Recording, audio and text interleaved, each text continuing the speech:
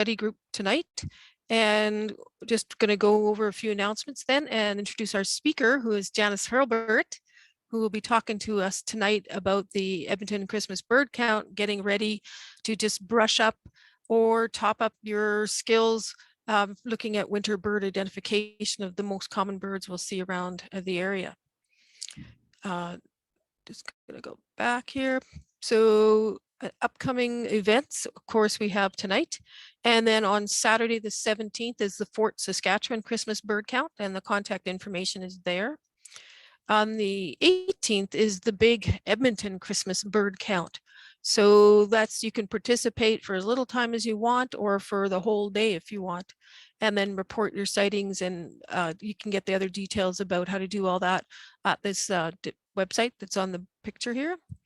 And then the bird study group will start back in January on the 12th with the results of the bird count. So that will be coming there, and that'll be an evening, and they'll tally all the results, the different species seen, and report that on that particular meeting. And then on the 19th, we're going to have a presentation by Terry Zusen Zerbig, and I'm sure it's going to be good. It sounded like it's one of those more possibly, I can't remember what she said, possibly something to do with the Galapagos. So that would be really cool. And she's an excellent speaker, so I really look forward to her presentation. She's done that before with us, and so it's a really good, she's a really good talker as well. So it should be a good presentation. So we got some other things going, and of course we got another good lineup for the rest of the year as well, which I'll be getting into in the new year. Any questions before we start? No? So if you could keep yourselves muted for during the speaker presentation, and then we'll take questions afterwards. If you can put them into the chat box, that would be great.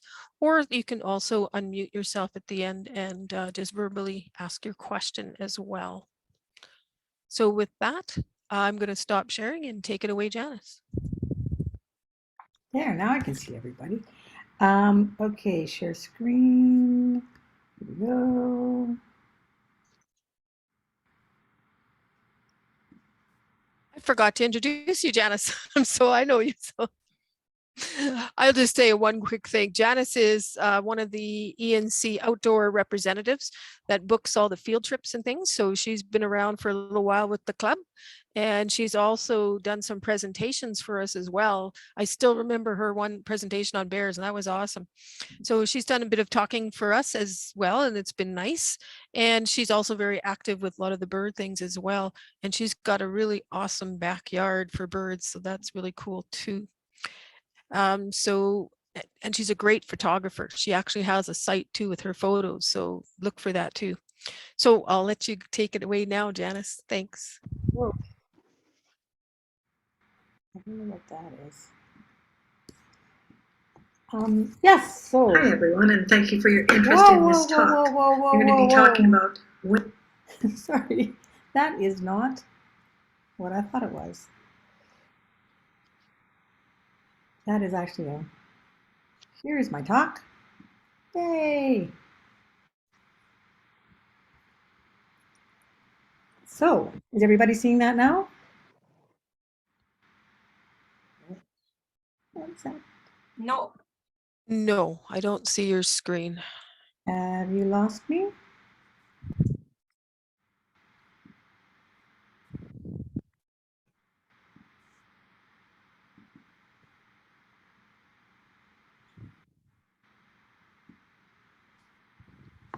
There we go. Am I on now? That's good.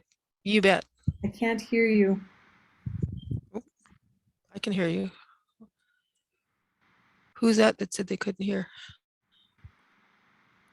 I might go out and come back in again. We can see a screen.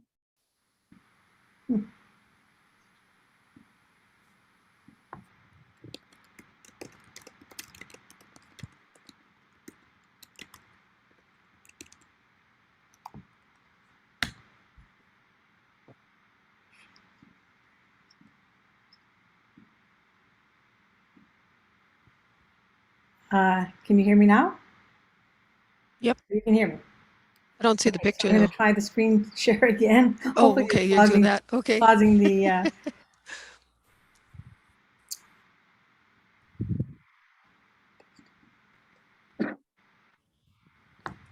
I'm sorry. This is unusual. I've done this many, many times before.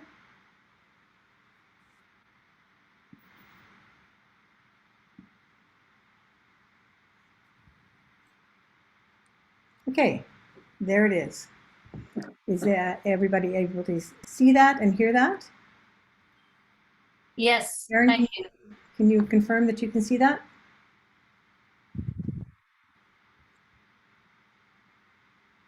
You can see it. Yes.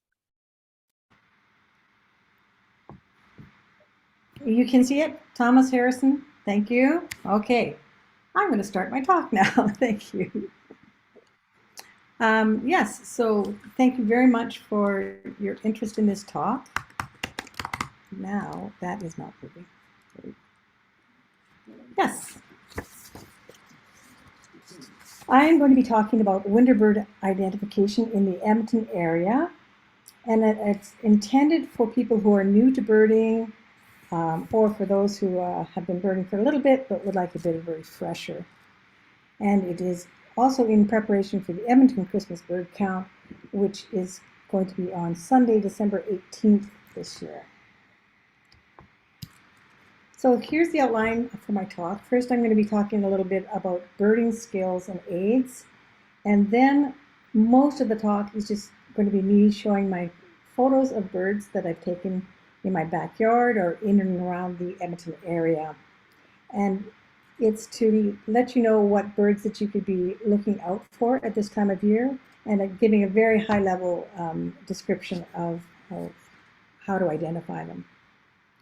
And finally, I'm going to be talking about the Edmonton Christmas Bird Count website and some of the resources that you can find there. So let's move on. This is the birding aids that I'm going to quickly talk about.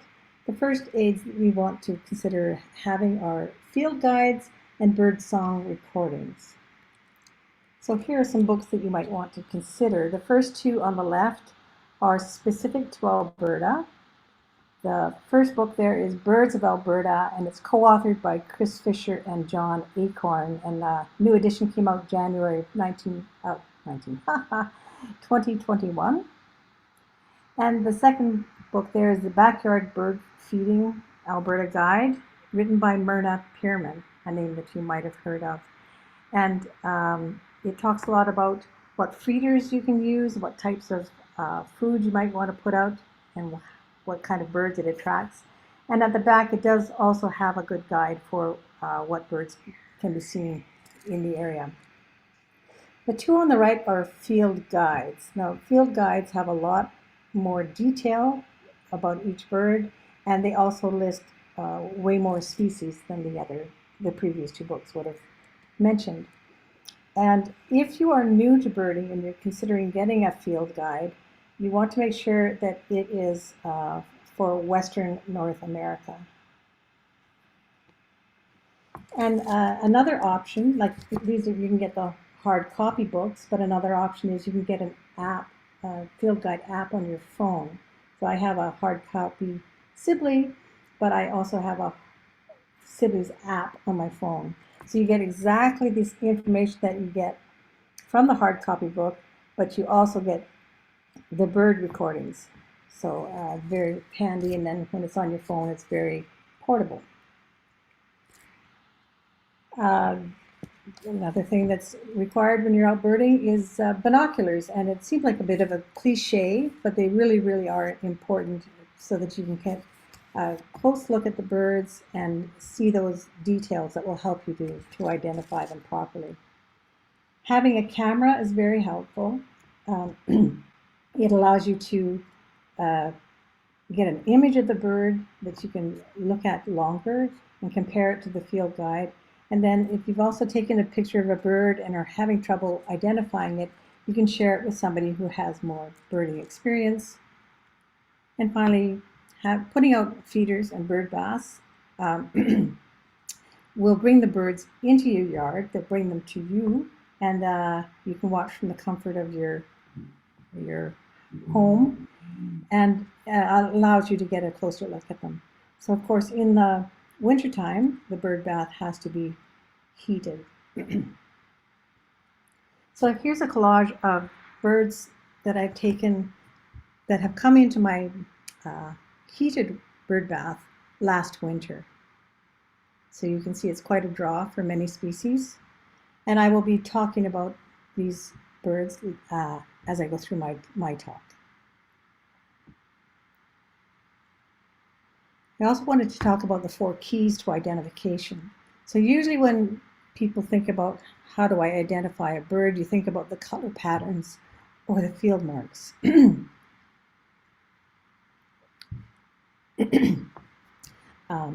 What are the main colors? Is it streaked? Does it have spots, etc.? But often that is not enough, and I'll talk more about that as I go into the presentation. So you might also want to consider size and shape as helping you to identify the bird. For example, if you have a bird that you're familiar with, like a robin, and you're seeing another bird, you can say, now does that look bigger than a robin, but smaller than a crow? And it helps to just eliminate other species. And shape, is it round like a chickadee, or is it sort of sleek like a waxwing? Behavior is another helpful key to identification. Like at my feeder, there are some birds that will sit and just chow down at the seed, like house finch. Other birds will come in, grab a seed and go out, like nuthatches and chickadees. And some birds prefer to eat on the ground, like dark-eyed juncos. And then habitat. Are there trees where these birds are? What types of trees are they? And what types of food are they producing? So all of these keys to identification will be taken into consideration as I go through my talk. And one final resource that I wanted to let you know about, this is the Edmonton Christmas Bird Count ABC species list. And it can be found on their website. And at the end of the talk, I'm going to show you exactly where to find this list. So if a bird is on the A list, it is expected to be seen in that it's been found at least 16 out of the last 20 years. And then there's a B list, which are more difficult, and a C list, which are rare. So now I'm going to get into just talking about the birds. This is a house sparrow. They're not native to North America. They were introduced from Europe in the late 1800s. This is a male house sparrow. You can see it's got this gray crown, black chin and bib, and a plain belly. So these birds don't migrate during the winter. They hang around, and they also like to be around human-made structures, so you'll see them a lot in the cities or around farm structures. And last year we counted over 5,000, or 5,405 of them. And this is the female. She's a little bit more drab with quite a plain face.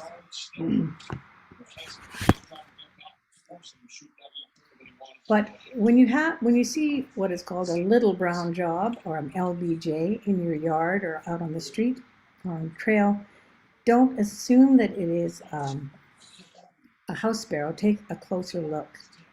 This is a white-throated sparrow. It's the only native sparrow that is on the A list. So we often do expect to see them this year. In fact, somebody reported seeing one today. Excuse me, Janice. I just got somebody that's, you need to keep your microphones muted. Edmonton Christmas bird count.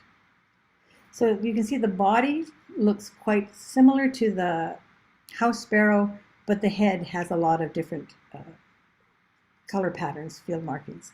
So it's got a white stripe, white, black, and in the lower area, L-O-R-E, which is the space between the eye and the base of the bill, that's usually yellow color there. They tend to have longer tails that they sort of hold up a bit. So when I'm looking out into my backyard, I see a sparrow on the ground, and I see that longer tail being held up. I'll grab my binoculars and see if I have a white-throated sparrow. So one marking that, of course, I didn't mention yet is the white throat of the white-throated sparrow. Then there's the house finch, and this is sort of similar to a sparrow. It's got the conical beak for eating seeds, and it's got patches of red, or sometimes it's an orange red on the head and the breast. It has a streaky belly, not the plain belly of the house sparrow. And last year we counted 1,709 of them during the Edmonton Christmas bird count, and that was an Edmonton record. So each year we seem to be counting more and more of them, so their range seems to be expanding into our area. So now Jeff Holroyd, I'll just get this little bit here, has asked, he's the historian for the Edmonton Christmas bird count, and he's asked that we look out for purple finches this year. So the one on the left is a house finch. It's on the A list. Purple finch also are on our A list, but in much smaller numbers. So last year we didn't see any. The previous year we saw one purple finch, but because we didn't see any doesn't necessarily mean they weren't there. It might mean that we just weren't looking. Some of us just weren't looking close enough. So if you see some house finch out there, use your binoculars and see if there's a purple finch in there. This comparison photo, just talking about the coloration, you can see that the house finch has the red on the face and chest, whereas the purple finch, it's always described as being a small bird that's been dipped in raspberry juice, so that it's more goes all the way through the body there. And a little collage here. The house finch are on the left, male and female. Purple finch on the right, male and female. And you can see that the purple finch, it's a bulkier looking bird with a large head, thick neck, no streaking on the bellies. And the female has this very distinctive white eyebrow that can really stand out. And the streaking on the belly of the female house finch, purple house finch, is coarser and stronger than on the female house finch. And these photos were taken from Cornell Lab of Ornithology just to make sure that they were exact. So keep an eye out for purple finch this year. Now I'm going to talk about chickadees. This is the black-capped chickadee. Again, a bird that may be familiar to many of you. So they have black cap, black chin, and they have a very wide white cheek patch, and then overall mostly grayish. And last year we counted 3,082 of them during the Edmonton Christmas bird count. But we have two different species of chickadee in the Edmonton area. The other is a boreal chickadee, and it's overall more brownish. The cap is brown, the back and the flank. You can see that its cheek patch, the white cheek patch, is much smaller on the boreal chickadee. And we counted 11 last year, 35 the previous year. So you can see that they're a lot more rare than the black-capped chickadee. But it's really important to keep an eye out for them. So if you see a chickadee, don't just assume it's a black-capped chickadee. And so one way to know if there's a boreal chickadee in the area is to hear it. And quite often you'll hear it before you'll see it. So I'm going to play the song of a black-capped chickadee and then of a boreal chickadee, so you get a chance to see that.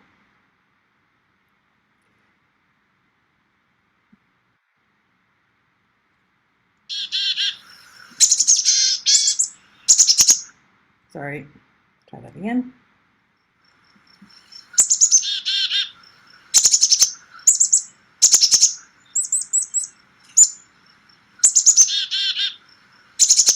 So that's the black-capped chickadee, a very perky chickadee-dee-dee sound. And now here is the boreal chickadee. Now you're going to hear it. It's more of a raspy, laconic almost sound. So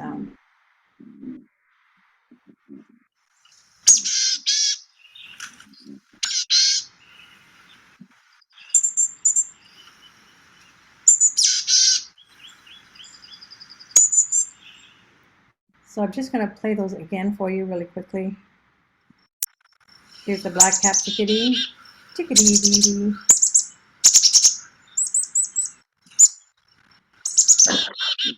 And then the boreal chickadee, you're going to hear it sounds a little bit raspier and a little bit more laid back.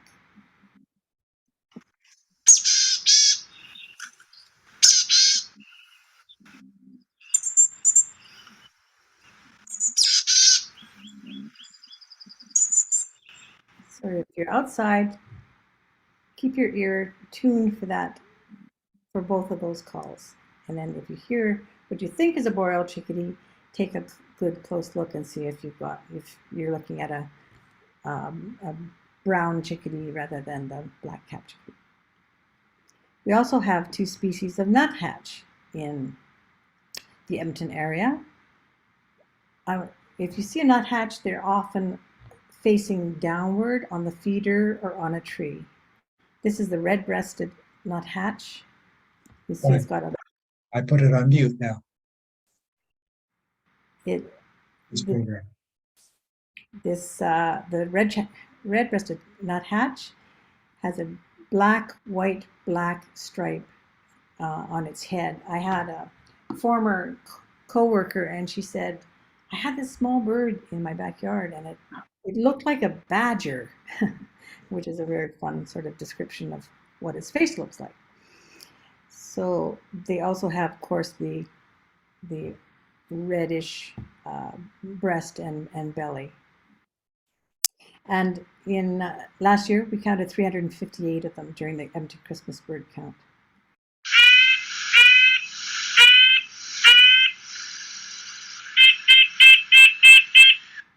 And that's what they sound like. It's described as a tinny toy trumpet.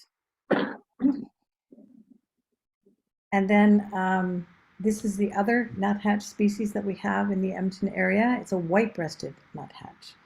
You'll see that they are somewhat bigger than a red-breasted. You'll notice that it doesn't have that black stripe through the eye. And of course, its breast and belly are white as compared to the red-breasted nuthatch. And last year we counted 226 during the Edmonton Christmas bird count. So usually the numbers are about 2 to 1 red-breasted to white-breasted. So this is what a white-breasted sounds like. It's a little bit deeper sound.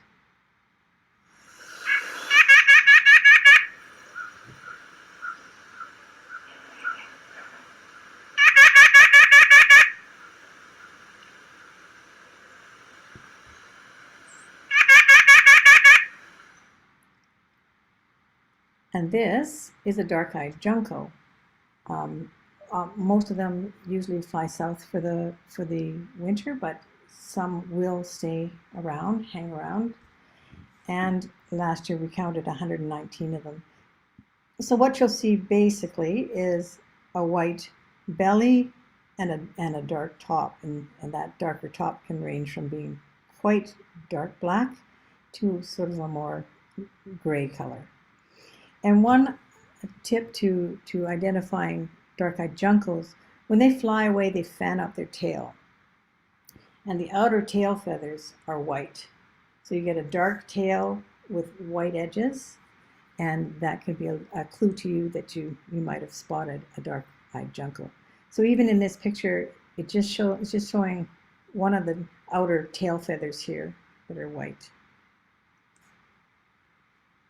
Now I'm going to talk about the 4 most common woodpeckers in the Edmonton area during the winter. The first is the downy woodpecker. You can see that it's got the black and white color patterns on it.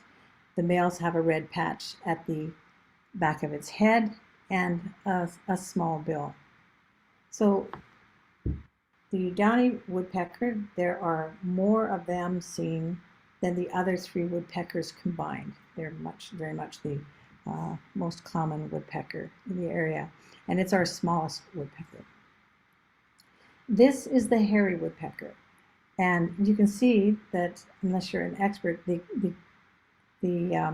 color patterns are very similar with the white and the black, and they also have the males have a red patch on the back of its head. So this is a situation where just recognizing the color patterns as one of the key identifications isn't enough, and you're going to need to consider size and shape as well. They have a very long bill. And last year we counted 58 hairy woodpeckers compared to the 438 downies. So here's a collage showing a good comparison. My camera was on a tripod, and I had a downy come in, and then I had a hairy woodpecker come in to exactly the same spot. So it's a good comparison.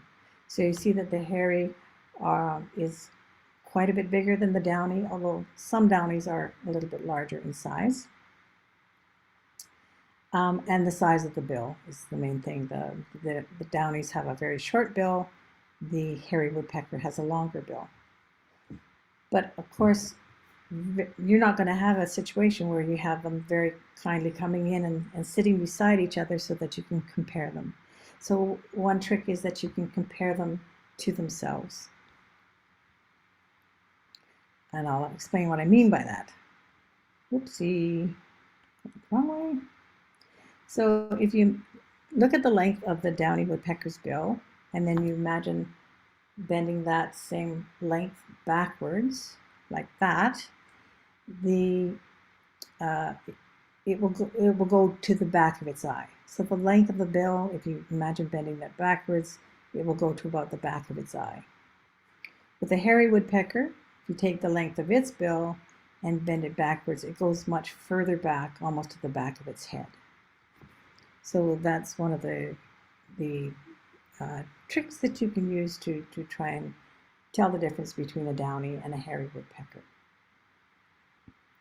This is a northern flicker, a beautiful, beautiful woodpecker.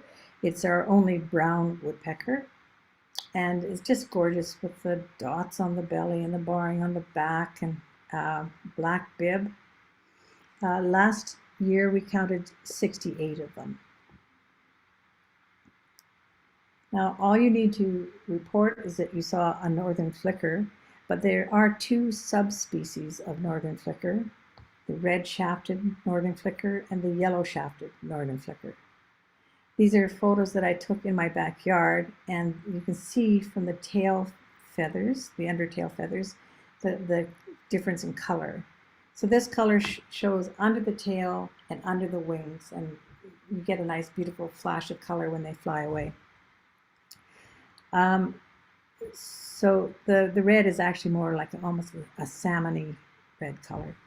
But one thing that's interesting is you can see in this photo, and I don't know if you can see my cursor bobbing around, but not only are the barbs red, but the shaft of the feather is red as well. So that's why it's red shafted and yellow shafted. And just a quick comparison again of these subspecies. The red shafted subspecies tends to have more of a gray face, and the males will have a red mustache or malar stripe, and neither the male nor the female will have a red patch on the back of its head. With the yellow shafted, the face tends to be more pink, the male's mustache is black, and both the male and the female will have a red patch at the back of its head. So this is a chart from the All About Birds website, and they show that the yellow shafted tend to come from be in the east, red shafted in the west. But these two species interbreed a lot. So a lot of the time in Alberta, what you're going to see is a hybrid between the two. So even the mustache, you might see both red and yellow on the mustache, etc. And at the bottom of this article, it just says here the color variation in flickers is caused by differences in just a few genes out of tens and thousands of genes. So very little difference between the two subspecies. And this is our largest woodpecker, the pileated woodpecker. And some folks will very rightly pronounce that pileated, but you hear both, and I tend to go pileated and shorten that to pili. Last year we saw 57 of them. We counted 57, but the previous year we counted 86, and that was the Canadian record. This is what they sound like.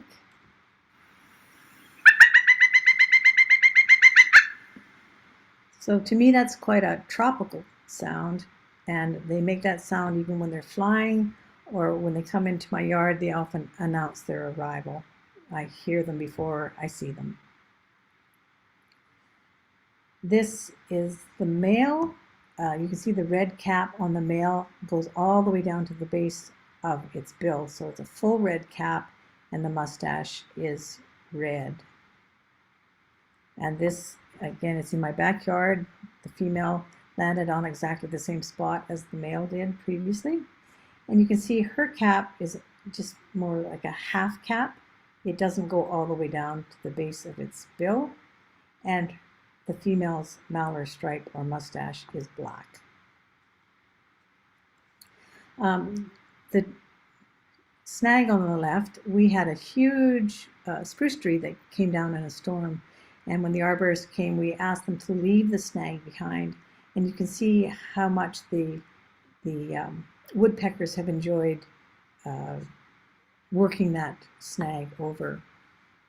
And on the right here, it's just a video that I took because I happen to have a male and a female on the suet at the same time. It's the male with a full cap and the red mustache, and the female with the half cap and black mustache.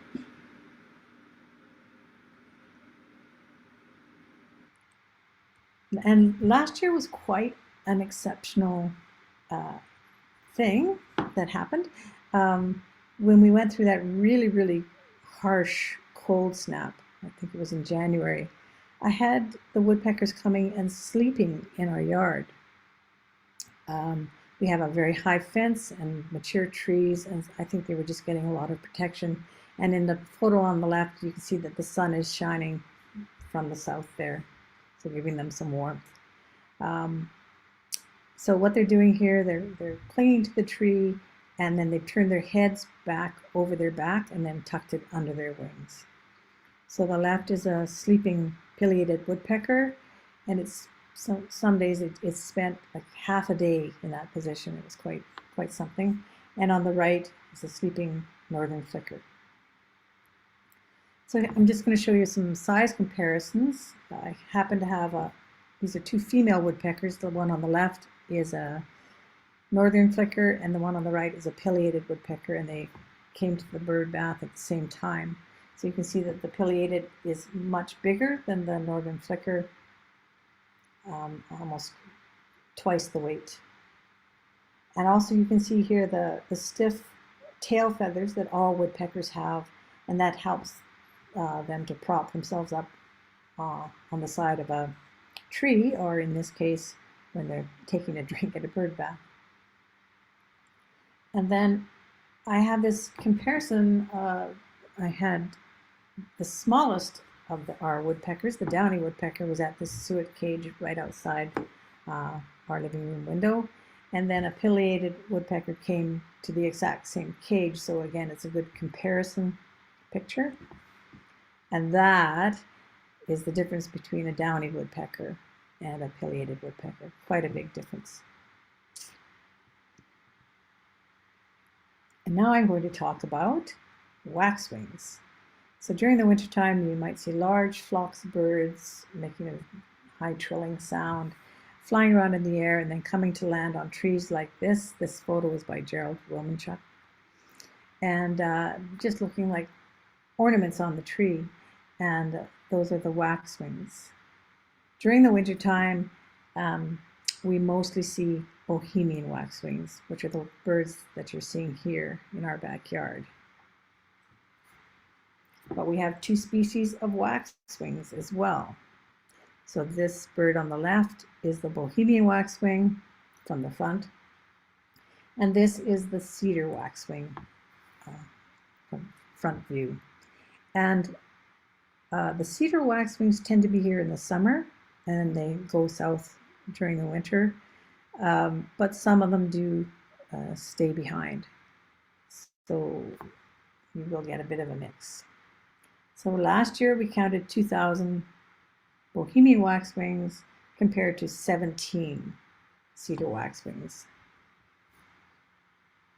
And last year I actually had a small flock of about 11 cedar waxwings, so they made up half of that number there. And in 2016 though, we counted 19,448 Bohemian waxwings. Quite a high number compared to, the usual small number of cedar waxwings. So what is this all about? From 2000 to 19,000 that we saw in 2016. This is called an eruption, and it happens when birds come. The waxwings, the Bohemian waxwings, are up in the boreal forest, and if the food supply up there is low and it's abundant here, those birds are nomadic and they'll just fly around looking for the best supply of food. And for them, it's berries on the trees, often mountain ash berries. So this varies from year to year depending on the food supplies. This picture I took in my backyard, and it's a really good comparison picture between a cedar waxwing on the left and a Bohemian waxwing on the right. So again, I had my camera on a tripod, and I was aiming it at the cedar waxwing, but I was aware that this Bohemian was hanging around, and I was just sort of willing it to come and sit beside the cedar waxwing, and it obliged me. So you can see that the Bohemian waxwings are bigger, even though it's also closer to the camera. They are bigger than the cedar waxwings. They tend to be a little bit more gray in the body and then more brown on the cedar waxwing. Some of them do have this extra white and yellow on their wings, which the cedar waxwing would never have. They both have yellow tips on the end of their secondary wing feathers, and that red looks like sealing wax, so that's where the name waxwing comes from. And they both have yellow terminal bands at the end of their tails. But usually you will see waxwings up in the tree. You'll be seeing them from below. And the easiest way to know whether it's a cedar waxwing or a Bohemian waxwing is to look at the color under the tail. So the Bohemian waxwings will show a rusty color. The cedar waxwings will show kind of a creamy white. And the thing I didn't show you on this photo here is that the cedar waxwings have this yellow wash. They, for me, in the backyard, they really sort of stand out as being quite a bit lighter on the belly. So I'm going to go through all that. Yes, and so one thing I wanted to mention is kind of cool. So this photo, right place, right time, has been featured in the Bird Studies Canada magazine and on the Cornell Lab of Ornithology's Facebook page collection. And it was seen there by some people, and they've asked me if they can use it in the Northern Woodlands magazine in Maine. And that magazine's coming out in this month. So that's just kind of cool that there's a lot of interest in this photo. And here's a video of Bohemian waxwings in our backyard. You can just see the frenzy of the activity. This is an Siberian ornamental crabapple tree, actually. It's huge. It covers a whole big part of our yard. And they come in for about a week and a half or 2 weeks, and they will take absolutely every single one of those apples before they move on. And again, you can see under their tails there, you can see the rusty color, which indicates Bohemian waxwings. So I'm just going to pause here for a second, and you can take a look at these two pictures and decide for yourselves which species is which.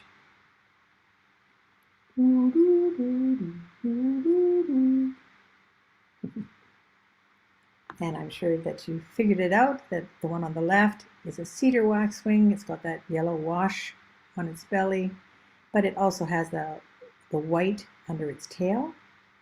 And the one on the right is a Bohemian waxwing with the rusty coloring under the tail. Now I'm going to talk about winter finches. So the finches come in an amazing assortment of size, shape, color. They're really quite extraordinary. So we're going to be looking at red poles, pine siskins, red and white crossbills, and pine grosbeaks.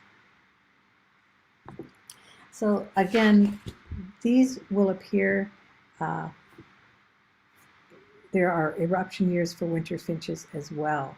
So they move in response to the boom-bust cycle of the Great Boreal Forest in the north. And if the food is low up there, then they come down to us in larger numbers. And this is from All About Birds, this image here. So it shows that for the pine siskins and crossbills, it's the cones that will drive the eruptions. For the purple finch and common red poles, it's the deciduous tree seeds like catkins. And for the pine grosbeak, it's the supply of fruits like mountain ash berries. So this is a common red pole. So it's a sweet little bird. It's about the size of a chickadee, very sharp, small bill, and it's got that red on the top of its head or pole, and with some light streaking on the flanks. Last year, for some reason I can't see that. There we go. Last year we counted over 1,300. The previous year only 196. But during that eruption year in 2015, we counted over 2,000 of them. They like to eat crushed sunflower seeds and Niger seeds, and there are feeders that have a smaller port for their smaller bills. These are just some pictures from my backyard. You can see this one on the bottom right. It has that blush of red on its breast and belly, and those are the males that will have that extra color. So again, this is a video that I'm going to play. It's from my backyard. This was in a late April during that eruption year, and it was a late snowfall, so they were quite active. That year I had 120 red poles coming into the yard on a daily basis.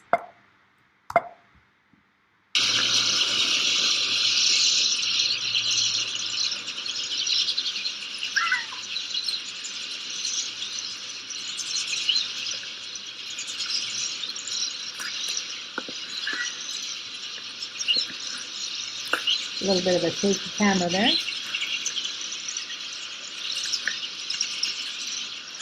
And as I zoom in, you can see some have that red blush on their breast, which is, those are the males.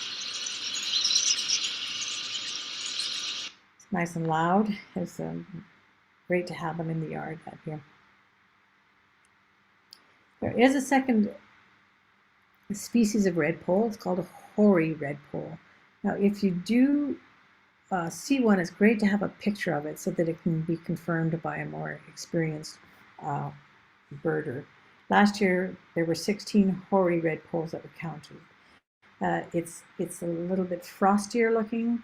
The streaking is lighter. The bill is smaller, but they can be hard to determine whether it's a hoary redpoll or not. You can see the common redpoll in the back there.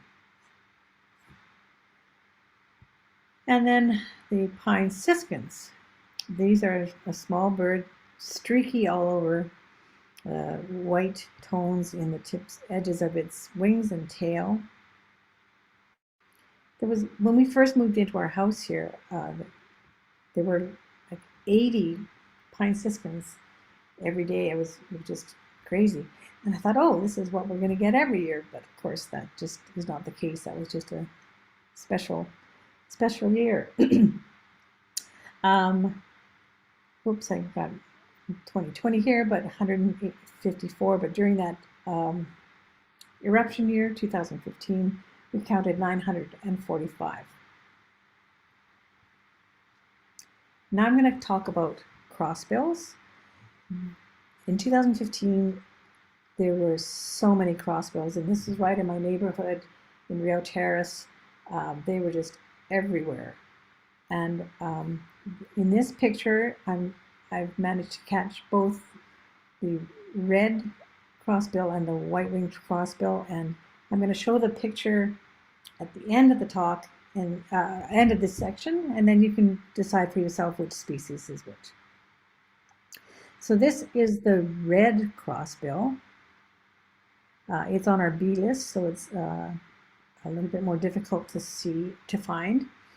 Again, these were in our yard, in our neighborhood. It was a mugo pine right beside the sidewalk. And I was even on crutches that year, and they were just so intent on eating these cones that they were quite comfortable with me just standing there taking pictures. So the male is a dark red with brownish red wings, and the female are sort of a yellow or olive yellow color. And as you can see with the bill, the upper mandible crosses over the lower one, thus the name crossbill. So what is the purpose of the crossbill? Well, what they do is they push the bill under the scales of a cone and then pry it open, and then they grab the seed out of the cone that way. I think I can almost see myself in the reflection of that bird's eye. And just a couple more pictures of the female crossbill, red crossbills, because they were so obliging in their posing. And interestingly enough, some cross left over right, some cross right over left. And there's no, I don't think they've determined a reason for that. And these are the white-winged crossbills. These pictures were taken in my backyard. On the left is the male. It's just a little bit of a rosier, a lighter red in the body, but you can see that it has 2 wing bars on the wings, white wing bars. And again, the female is that yellow olivey color with the wing bars. So the white-winged crossbills are on the A lists. They are expected. The red are less expected. And it's kind of cute. You can see she's holding onto a cone here. And what they do is they take a cone, they grab it in their feet, and then they rotate it like they're eating a corn on the cob. And they get all the seeds out, drop that one, go and grab another one. So here's a comparison picture between the white-winged crossbill male and the red crossbill male. This one's a darker red, but solid all over. This one's a rosier red, but it has that white wing bar, those white wing bars, thus white-winged crossbill. So last year we only counted 80 of them, of the white-winged, and only one red crossbill. But in that eruption year, we counted over 2,200 white-winged and 741 red crossbills, which is quite a high number for this area. So back to the quiz. This is the photo that I was showing, and you can decide for yourself which of the species of crossbill you're seeing here.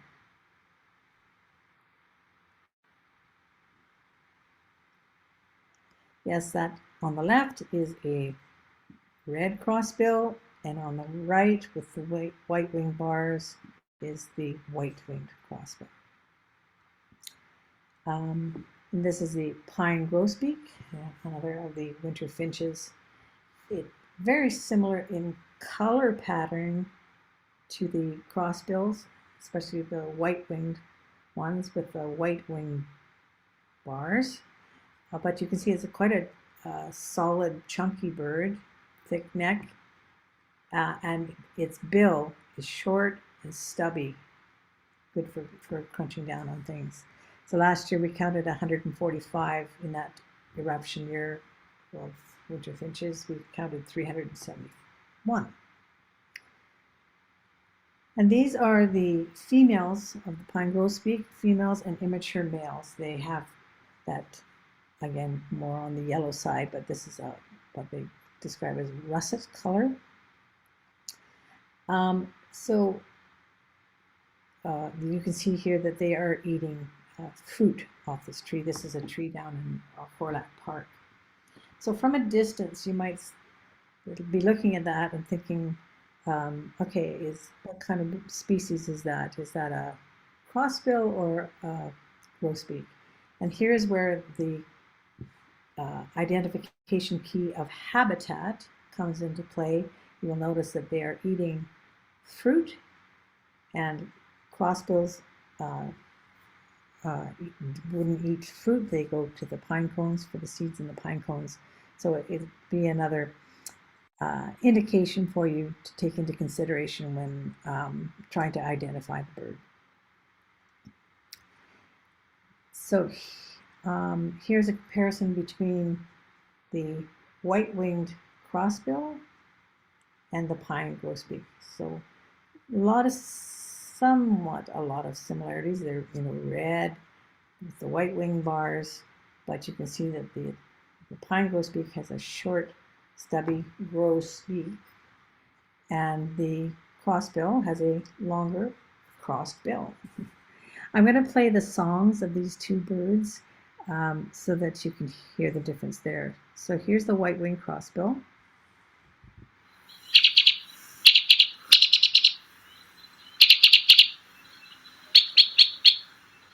It's a very chirpy staccato sound, and the pine grosbeak is very fluty and whistly.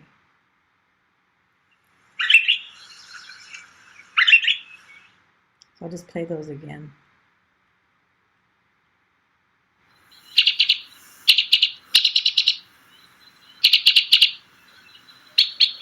Very sharp staccato-y sound. And more of a whistle. So here's a quiz time for you.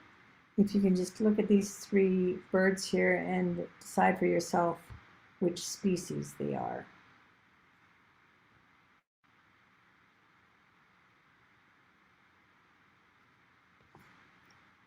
So yes, on the top, it's a white-winged crossbill. Middle one is a red crossbill, and the bottom one is the pine grosbeak. And again, with the females, just let you take a look at those and try and figure out what they are.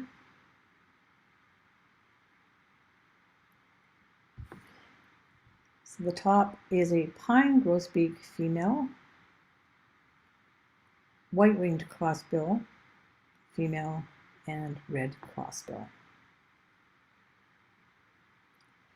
And now, just to briefly mention that you can also keep an eye out for evening grosbeaks.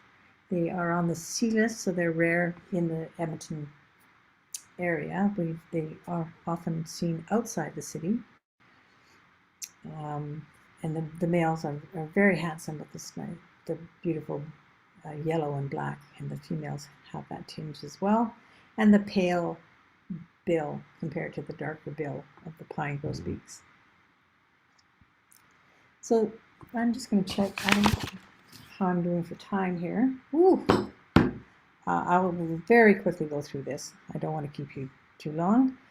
There's birds that you may be surprised to see during the wintertime here. The robin, they are on the A list, they are expected, and last year we counted 84 robins. So here are some in my yard. They eat berries instead of worms that they would normally eat during the summer, and they will very happily come to a heated bird bath. These are mallard ducks. There are parts of the North Saskatchewan River that remain open, such as Gold Bar Park, and so they will stay over winter there. And where there's ducks, there's bald eagles to feed on them. So yes, we have bald eagles in the city, and last year we counted 10 of them in the Christmas bird count, and they are on the A list, they are expected. And where there's lots of bird activity in your yard, it can attract raptors. This is a merlin, it's a small falcon.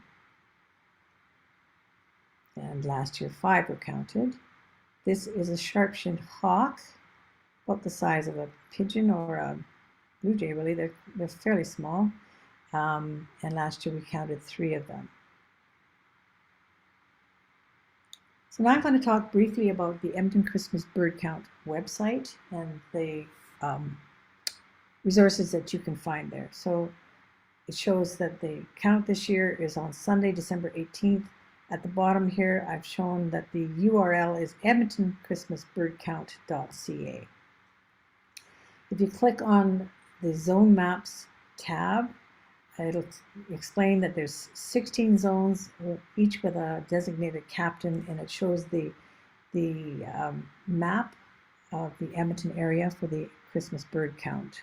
And you can determine what part of the city, if you're doing feeder watch, what zone you'd be in, or what zone you'd be interested in going out and counting birds. If you click on the Participate tab, that's where you can register for the count. And it explains about whether you can take part as a feeder watcher in your own home, or as a bush beater going out with pairing up with some other people and going out along the trails and whatnot and counting birds out there. So every year I actually do both. First I'm a bush beater in the morning. My husband's watching the feeders. I come home and I watch the feeders for another couple of hours, and then submit both those counts. So feeder watchers, last year we had 254 of them. That's my granddaughter Rosie when she was 3, she's 9 now. Bush beaters, last year we had 243 of them. So if you go, there's a tab called How to Count, and it explains the process that you go through for the counting. There's also a tab called Winter Birds, and this is the page where that ABC list is that I showed you. So just a little bit down on the page, there's a link to the ABC list. And then it also has a gallery of many of the birds that I have shown during this talk. You can hover or click on them and you can get an enlarged picture and ID details. And then this tab on the far right is the results. What you're seeing right now would be the results from last year, and they will be that page will be updated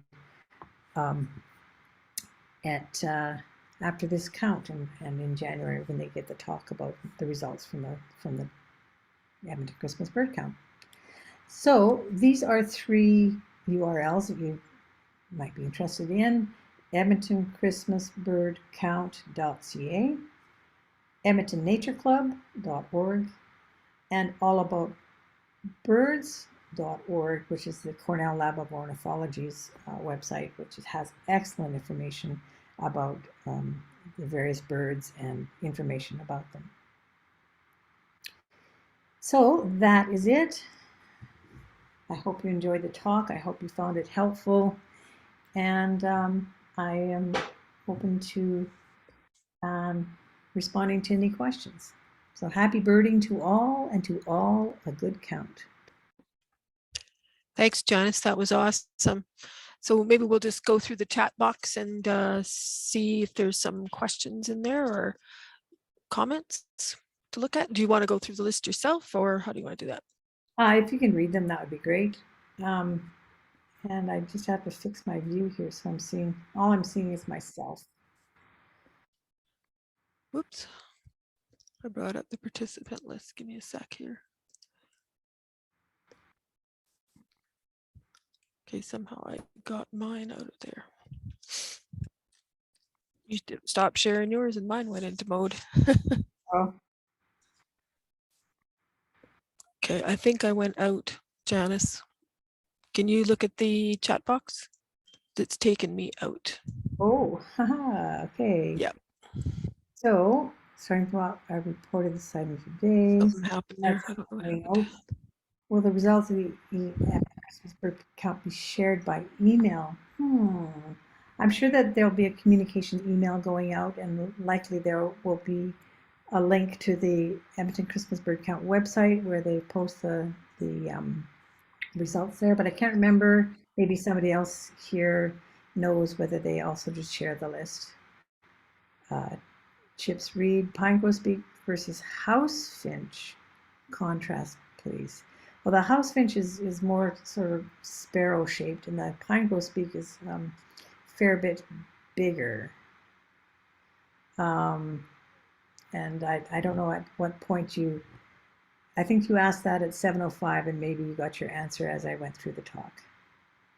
We can hear you, Janice. I'm not sure what happened there. I can hear fine, yes. Anyway, figured that all out. Yes, building skills. Cannot.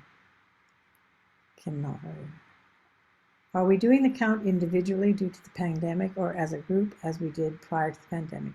What we're doing, since if you're being a bush beater and you're joining others, we're just taking the usual precautions of keeping physical space. You can wear a mask if you want. But last year we did just go ahead and proceed with the count, just like we've been doing with our walks with the Edmonton Nature Club. The question about whether these chickadees hang out together, not necessarily. In fact, I think the boreal chickadees keep a bit to themselves. In my yard, they come in at different times. But yeah, you might see them together. My cat knows where those birds are. She's an indoor cat, but she loves to watch the feeder. I've seen them together at Grey Nuns, so that must be about the chickadees. Unfortunately, have to leave. Presentation will be posted to Nature Alberta website in a few days. Hybrids, well done, way to go. Waxwing photo.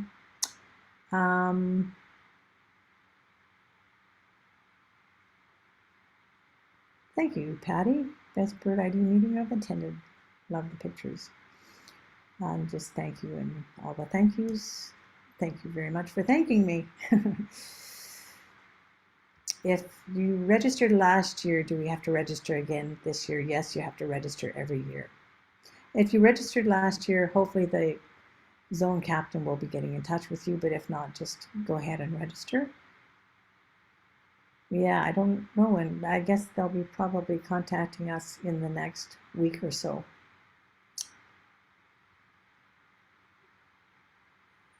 and according, the answer to your question about will the recording be available, I mentioned it earlier in one of the chats that Karen said it'll be on the Nature Alberta website. So helpful, thank you. Yes, with all the pine cones this year, I was hoping for an eruption of crossbills, but they are nomadic. They'll go to wherever they can find them, and if they, decide to go to a different spot, they might not come here. But that is the hope that they will come. Brian says on Nature Alberta website, look for the recordings under events. What time do you start watching your feeder in the morning? Says Susan. As the sun comes up, I find that the chickadees and the nuthatches will start coming in as early as they can, because they've had to make it through the cold night. But you can watch any time during the day up until I think about 2 o'clock or 3 o'clock. You have to submit your count. And that's all that I'm seeing.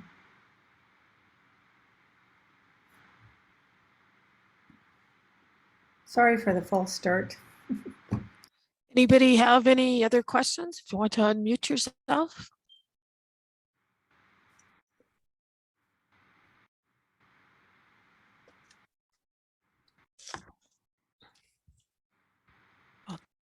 Going?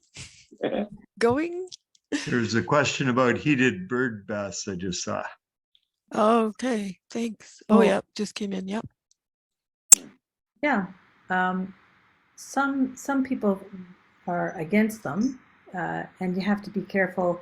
For example, if you have a heated bird bath and it's close to a chain link fence or something, the birds can get wet on their feet and then go sit on the metal. They can stick to the metal. It can be quite difficult for them. But in my yard, I don't have anything like that around. I have birds that come in frequently every day. So you just plug it in. Some are, they're self-contained. You just plug it in. Others, you can have a regular bird bath and then just add a heating coil plugged in, keeps it warm that way. I go out every day and flush the water out and pour in fresh water, just because there's the birds poop in the bird bath and whatnot. So just keeping it clean.